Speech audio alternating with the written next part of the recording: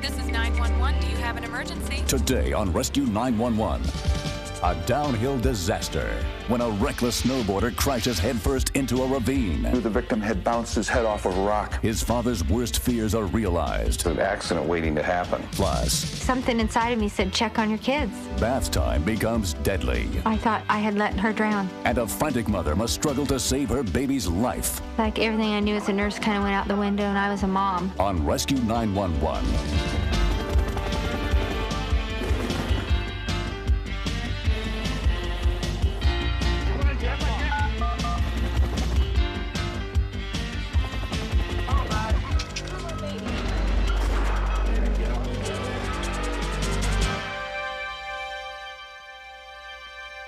We begin on January 11th, 1992 in Peru, Vermont, where Alan Post was enjoying a weekend ski trip with his 21-year-old son, Casey, and some friends.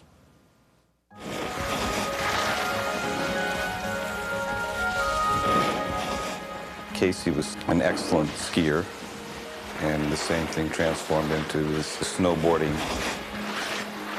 He always did everything sort of on the extreme, on the edge. I hate to say this, but it was an accident waiting to happen at some point in his life. Casey's college friend, Jenny Michaels, was skiing Bromley Mountain with them that day. Casey is a very exuberant personality, and he just has an innate talent for anything when it comes to like physical type of activities. People turn around on the lifts and watch him go by. He definitely has the finesse and the flair on his snowboard. We did that last time. Oh, we did that last time? Let's go corkscrew. Okay, let's go corkscrew. Okay?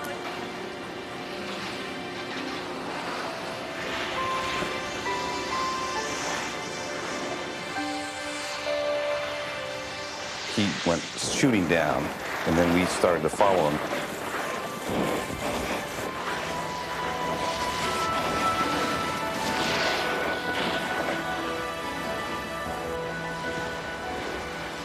Casey wanted to go on a different run, so we separated.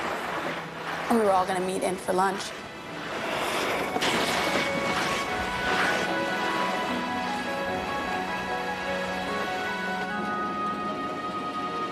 Carol Allen was on her way up the mountain on the ski lift. And I noticed coming down the corkscrew trail, a snowboarder. He was skiing the outside, right on the edge of the trail. He was trying to pass everybody. He was picking up incredible speed, and I thought, this guy's going to get hurt.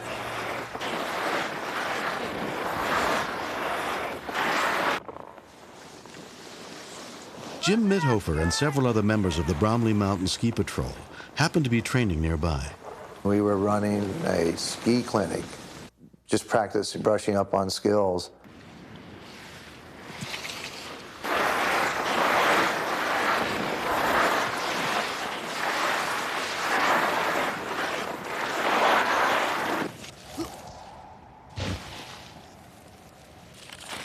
I sort of caught a streak out of the corner of my eye, and there were some other people above us who said, help, we need help, there's been a bad accident.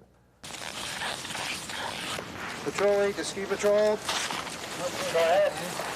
We've got a person over the bank, just below 2. The skier, it almost looked like he was having sort of the final rigors of death.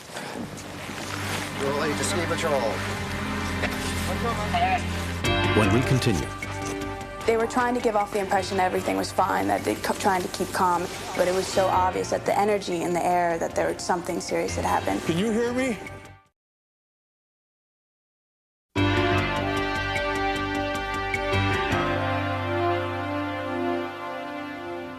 When Casey Post snowboarded off the side of a trail into a ravine, members of the Bromley Mountain Ski Patrol, including Senior Patrol member Tom Cutbush, happened to be on a training exercise less than 50 yards away. As I approached the victim, there was a lot of blood behind the victim's head. I knew the victim had bounced his head off of a rock. Can you hear me? Can you hear me? Lo and behold, there's a pause of just a few seconds, and I hear a faint yes. Okay, great. Listen, my name's Tom from the ski patrol. The main thing I was concerned about was the integrity of his cervical spine. Tom took over, applied manual traction. Is that sore? Yeah. Just keep talking to him. That was our most important mission, to keep him in that position. Yeah. There was a lot of blood building up on my left mitten because of the injury to the back of the head. He also kept saying to me a number of times that he was scared. And I said, it's okay to be scared, but you don't have to be. Jim and I are here. Okay, down. 1, 2, 3, down. Okay, real good. Nice. After the straps are put on, it was absolutely mandatory that this be as tight as possible without cutting off circulation so the victim did not move at all. At the lodge at the bottom of the slopes, Casey's father and Jenny Michaels were waiting for him, unaware of what had happened. I wonder where Casey is. I just had the feeling that something was wrong because we were all meant to be down there having lunch, and there was no Casey.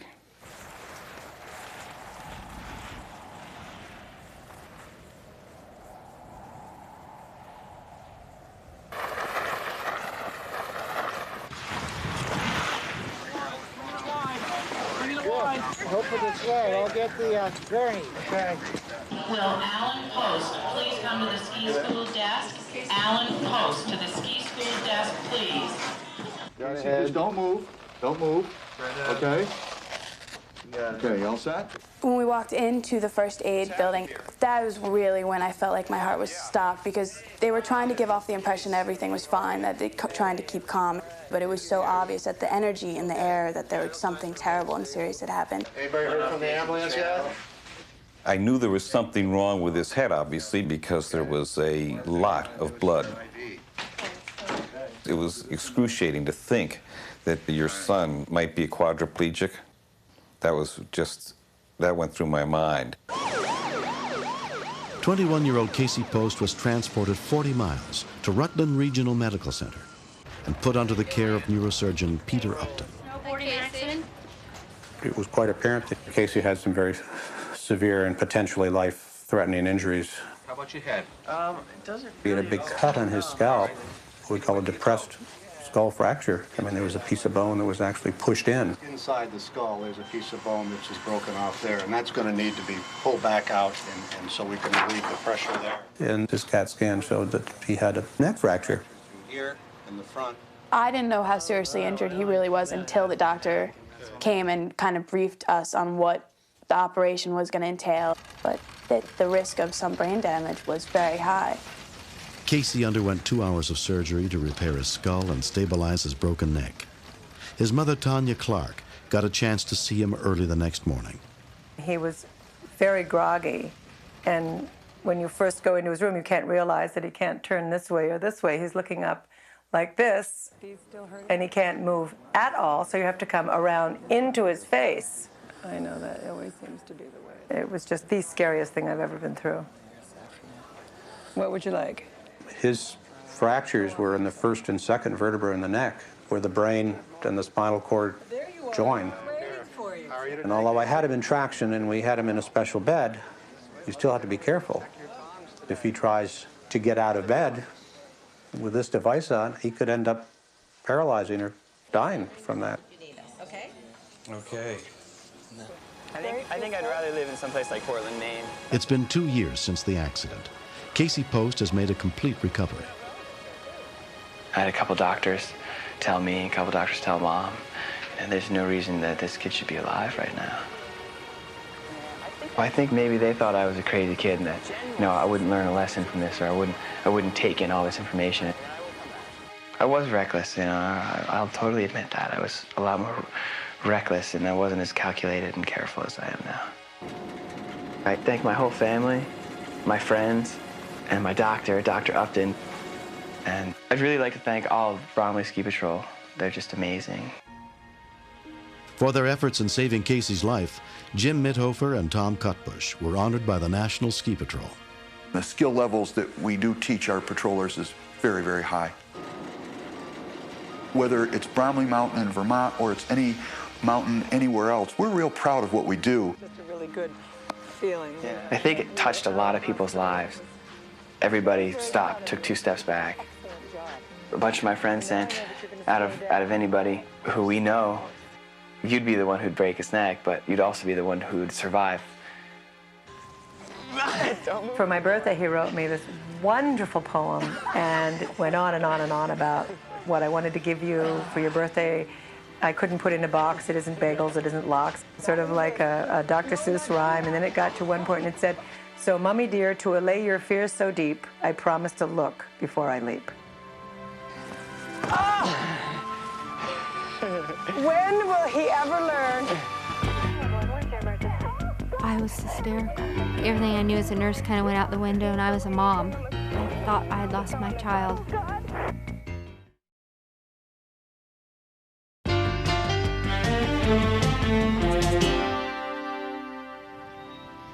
In the early evening of June 10th, 1991, in Walla Walla, Washington, Dana Tregonowan was getting ready to give her 2 young daughters their nightly bath. If they were cranky, that was something good to do with them because they liked their bath and liked to play. In fact, it was always a struggle to get them out of the tub. I always put Caroline in a bathtub ring. I'd used it from the time she was sitting up, from about 6 months on. I just used it as a safety precaution. I usually didn't leave them in the bathroom unattended. And I think it crossed my mind it was probably something I shouldn't do. But then, you know, you think, I'll make a quick phone call, nothing will happen. No, I won't be able to walk tonight. Our conversation lasted about 3 minutes, I think. I could hear Laura playing and splashing and laughing, but I had a strong feeling that just like something inside of me said, check on your kids. Oh, God. 911, where's your emergency? Oh, God. Where's your emergency? At 914 Street. 914 what? Street. Street? Oh. What's the problem? Oh, my little girl found the tub. She's blue. When I checked for her pulse on her neck, I couldn't find a heart rate. I thought I had let her drown. Your little girl found the tub and she's blue? Yes. Okay, ma'am. I need to do CPR. You know how to do CPR? Yes. How old is she? How old is she? 10 months. 10 months. Operator in training Ruth Dixon transferred the call to dispatcher Stephanie Wyatt. I was scared to death. I wasn't prepared mentally at all. I needed to take control of myself because I felt myself starting to react as a mother and not as a dispatcher. Get her by the phone right now. I've got her by the phone. Okay, I need you to breathe into her. Oh. 2 breaths.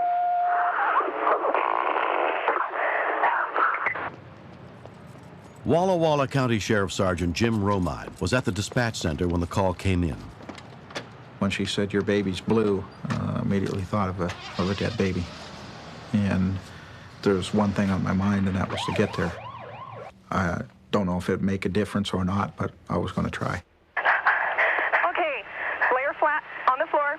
Okay, she's starting to vomit. Is she starting to vomit? Still blue. Turn her on her side, get the stuff out of her mouth. Okay, I've got her on her side. Okay, get all the stuff out of her mouth. Yeah. Oh, God, this is really terrible. 196-914. I was hysterical. It's like everything I knew as a nurse kind of went out the window, and I was a mom. I thought I had lost my child.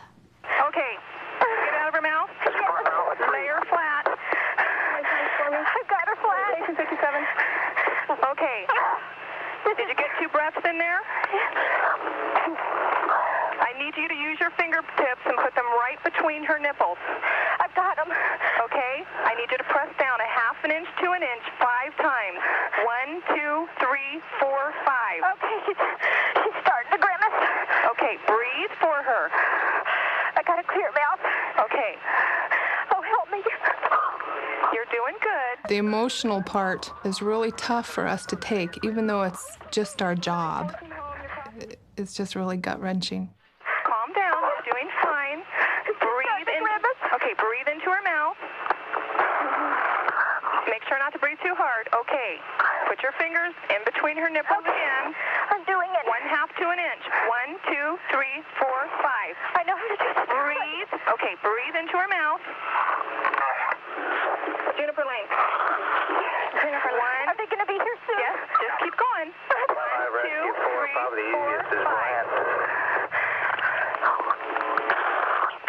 Breathe. Out of her mouth. Okay, put her on her side. Scoop it all out. Unit calling rescue for repeat, please. Okay, I'm starting again. Okay, keep going. 5 is arriving, 914. 196 arriving. Rescue 4, 196 arriving, 1858. 10 park. Keep it up, keep it up. Just keep going until they take over. County Fire District volunteer EMT Holly Jones and her husband were on the scene within 3 minutes. This was my first call as an EMT, and this was extremely scary for me because, you know, maybe I'm not ready for this. Okay, do they have her? Yep. Okay, good job. Okay, bye-bye. I hoped and prayed that that baby would live, but I had no way of knowing. A city fire department unit also arrived, led by senior paramedic Chuck Hallman. My first reaction was, this kid is going to die. She was barely breathing. Let's get this cleaned out here. So, absolutely no time to waste. I can't ventilate, right? Give me some oxygen here. I felt terribly guilty. You know, she has put her life into my hands. She's just a little innocent person. And I felt like I'd really failed her. She's starting to throw up. Got a gag here.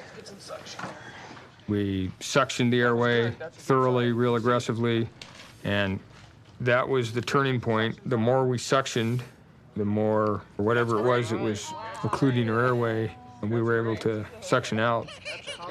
And that's when Carolyn started to cry. 1, 2, 3. Okay. I heard the baby start crying. It sounded like gold. It was the greatest sound I could ever describe at that time. Got the phone and dialed dispatch's number, and I says, Listen to this. Oh, thank you. Hear that? Yes. You did a good job. Thanks. Take care. I wasn't expecting that at all. We don't normally get that happening. I could have hugged him for doing that. And then I bawled my eyes out. 11-month-old Caroline was not fully conscious when she arrived at St. Mary Medical Center. Richard Jacobs was one of the doctors involved in her care. Typically, if the brain is deprived of oxygen for somewhere between 4 and 6 minutes, there's going to be significant damage to that child. Dana and her husband Doug kept a vigil at their daughter's bedside. It was real hard because I just looked at her and she's just 11 months old and super helpless. It was a painful waiting game. Wanting her to sit up and say, hey, let's go play. We got to go. It's like like running in mud. You weren't getting anywhere, and that was real hard. Doug sat next to her bed and talked to her for hours. He never quit talking to her the whole time. And it seemed like every hour she just became more responsive. And by the morning, sometimes she was sitting up in bed and saying Dada and Mama and smiling. And it just almost seemed like a miracle.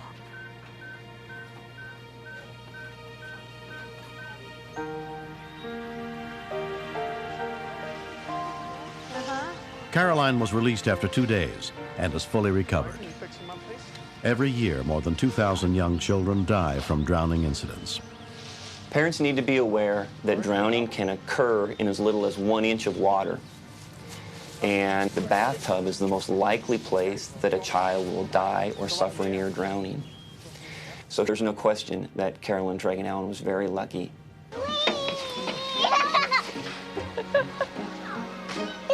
Knowing that she had a ring around her somehow made me feel she was okay. But you just don't leave your kids in the bathtub, bottom line, ever, by themselves. They go back here. Yeah. I give the 911 dispatcher a huge role. I think she made the difference between Caroline's life. I can still remember her voice. It was very reassuring. She's like an angel. You did a good job.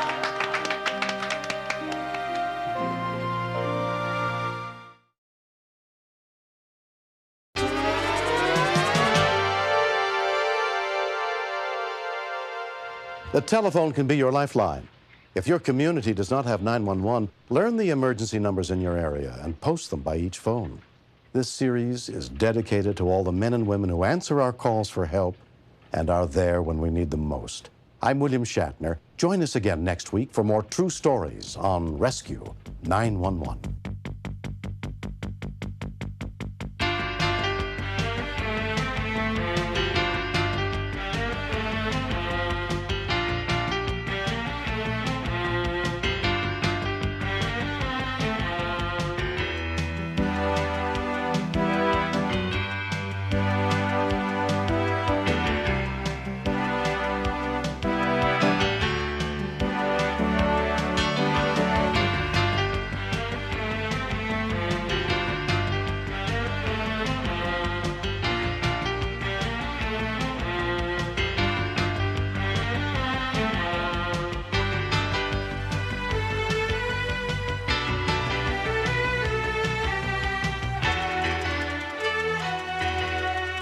Mr. Shapiro, step out of the car, please.